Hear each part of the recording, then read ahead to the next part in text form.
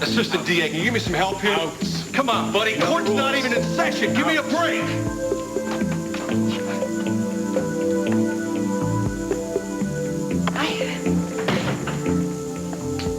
Well, that all looks impressive.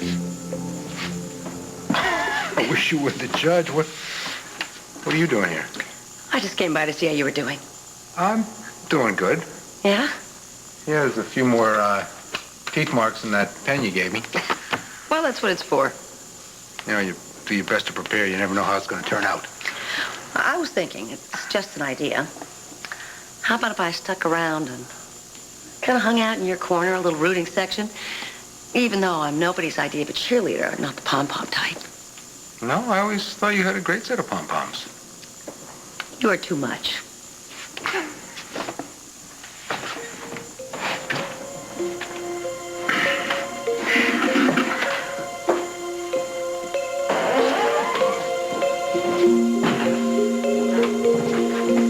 You just take a deep breath, you're going to be just fine.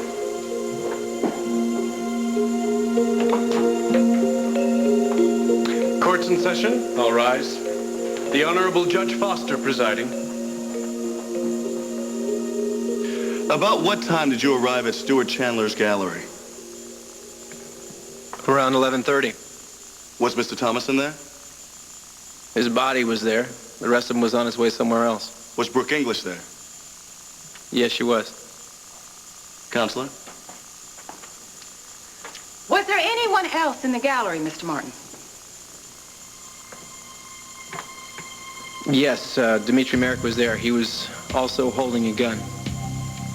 Do you know who shot Jim Thomason? Well, I assumed it was Dimitri after all. Thomason had just kidnapped, tortured his brother, and left them both for dead. Objection, Your Honor. Calls for conjecture. I'll rephrase. Did you see the shooting? No, I didn't. But when the police showed up, Dimitri admitted to shooting Jim.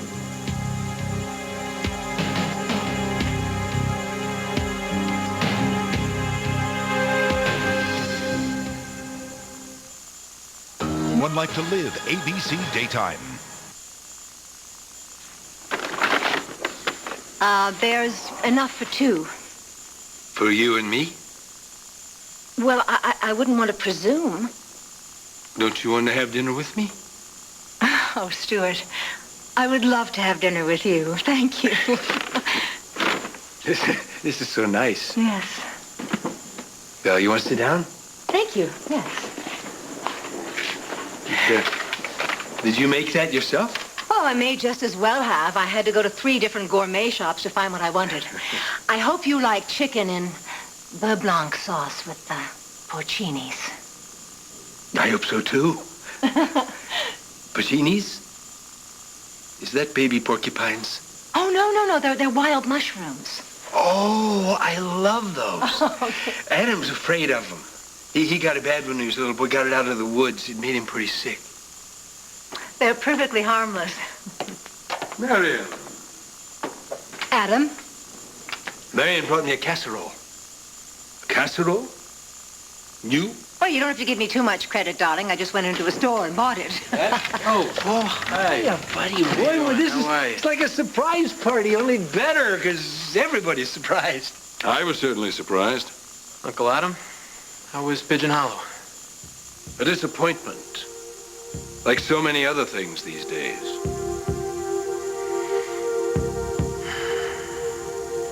Oh, like I said, I'm not trying to sound ungrateful. It's a miracle that Mateo's even alive. You're not. You sound like a wife who's been through it, and now you want things back to normal.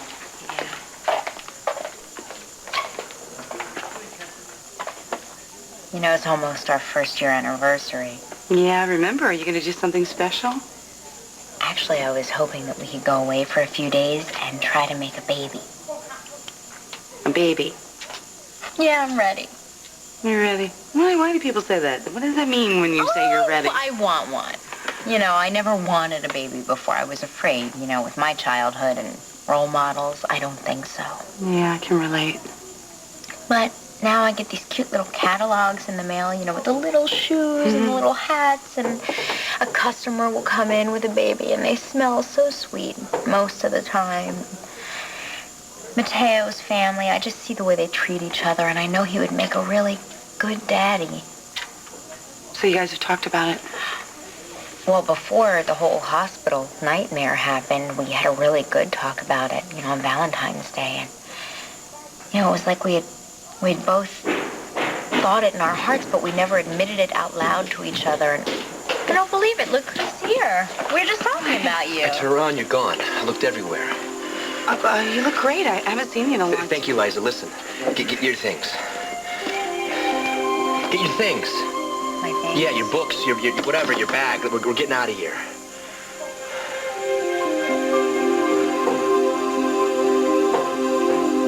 And why did you go to the gallery on the night of April 14th? I had been looking for Jim Thomason. We had an argument, came to blows. He had left me for dead, me and my brother. But why the gallery, Mr. Merrick? Why not contact the police? I got a message from Brooke English that she was meeting Thomason at the gallery. I was afraid for her. What did you find when you got to the gallery? Brooke was there. So was Thomason. Was Jim Thomason dead or alive? He's going to lie. Mr. Merrick, I repeat, was Jim Thomason dead or alive? Dimitri.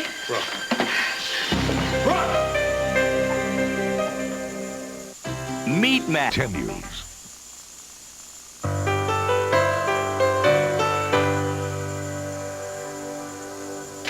Here, bring her in here. Give her some air. Give her some air. Watch your head. Maybe I should get her some water. Yeah, and call a doctor.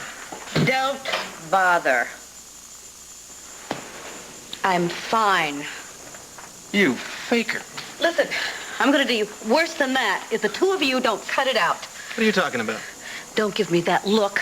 You set up his testimony. Every word I said was and the you truth. would have perjured yourself if I hadn't stopped Somebody you. had to take care of you. Excuse me? Merrick, you could get us disbarred for suborning perjury. I would do it again to avoid a trial, Look, all right? I appreciate your support. I do. But it's not fair to Trevor or Belinda, and it's not fair to me. You know, if I had wanted to lie, I would have claimed temporary insanity. Brooke, you're obviously an honest person who trusts the system. But the system doesn't give a damn what it does to you, what it puts you through, or your family. If there's a way to avoid the trial, I say go for it. There are no shortcuts, Ted. She's right. What I don't understand is why you would take that risk. Dimitri's trying to improve his image. And perjury charges are going to do that. Look. I should have finished Thomason off when I had the chance. If I had, none of this would have happened. I'll tell the judge we're going to be ready to start in a couple of minutes. Belinda? Fine. Dimitri, listen. I know what he did to you and to Edmund and Maria, and I understand that you want to be the one to finish this, but I need you to tell the truth in there. Please promise me that you're not going to perjure yourself. Ms. English is going to need a couple more minutes, gents. Oh, I didn't tell you. Amanda got her dress for the wedding. She tried it on. She looks great. Good. And I'm working on my toast for you and Axel. Oh, I'm sure. No, I want to read it to you. I mean, Axel's going to be there. I don't want to hurt any of his nearest and dearest, you know what I'm saying? Anyway, here goes. Just take a minute. As most of you know, Janet and me, we go way back. She's such an incredible dame. Not just because of who she is, but what she had to go through to get there. She's got more courage. I mean, after all, Axel, she married you. That's a joke. I'm trying to add a little levity to it, you know what I'm saying? Yeah. Janet took what life dished out and just plain made it better. I mean, look at her. She's a terrific mom, a great businesswoman, and a beautiful bride. Any man would be proud to have her as his partner and his lover. That's fine. Just fine. What? What's the matter? Maybe it's not a good idea. What, Mary and Axel? No, you giving that speech. I mean, it just seems too personal. Like it's too much. No, no. It's not too much. Not for you. I'd do anything for you.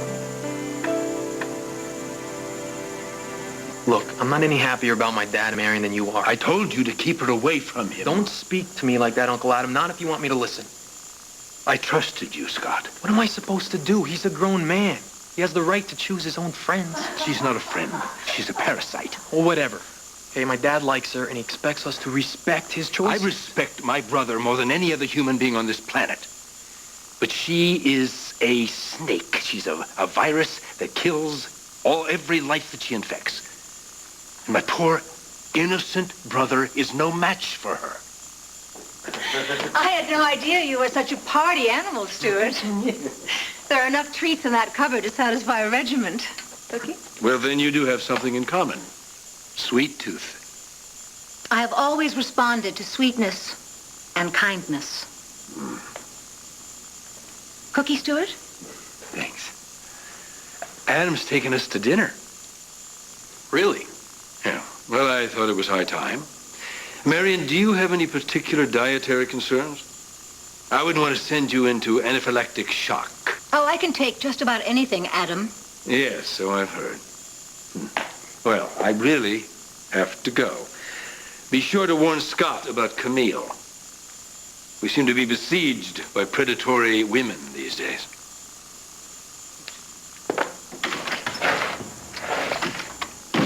Who's Camille?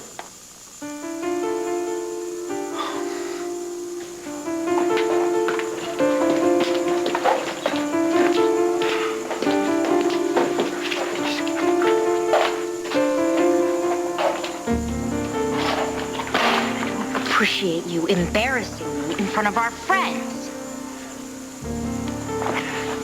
I didn't mean to embarrass you. I'm sorry. Okay, I looked for you. You weren't there. I panicked.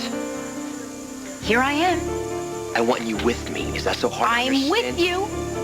At Wildwood, not here. 24 hours a day? We have a business to run. Well, it's not important. It was fun. It was fine, but things change. The only thing that's changed is your attitude.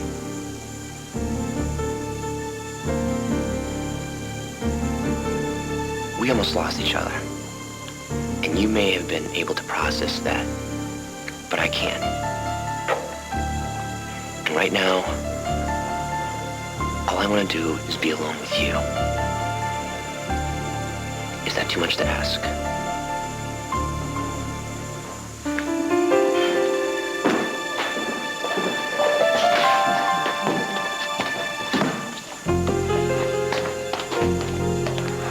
Liza, we have some unfinished business to discuss.